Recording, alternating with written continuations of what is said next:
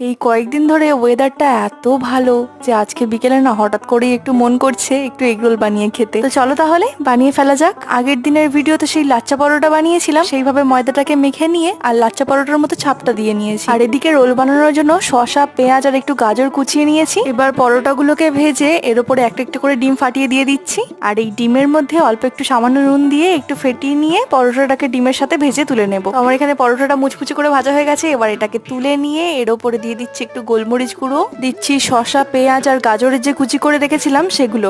এর উপর থেকে অল্প একটু লেবুর রস দিয়ে দেবো আর সামান্য আরেকটু গোলমরিচ গুঁড়ো, আর দিয়ে দিচ্ছি একটু টমেটো কেচাপ। আর আমি না চিলি সসটা পছন্দ করি না, তাই চিলি সসটা আর দিচ্ছি না। এবার এটাকে রোল করে কাগজ দিয়ে মুড়ে নেবো, তাহলেই তৈরি হয়ে যাবে আমাদের এগ রোল। আর সন্ধে হলেই না আমার কেমন এই এগ রোল, চাউমিন, এই বাইরের খাবারগুলো খেতে ইচ্ছা করে। আমার মতো কার কার খেতে ইচ্ছা করে একটু কমেন্ট করে জানিও তো। আজ তাহলে এইটুকুই, আবার দেখা হচ্ছে কাল নতুন একটা রেসিপি নিয়ে। ততক্ষণের জন্য টাটা।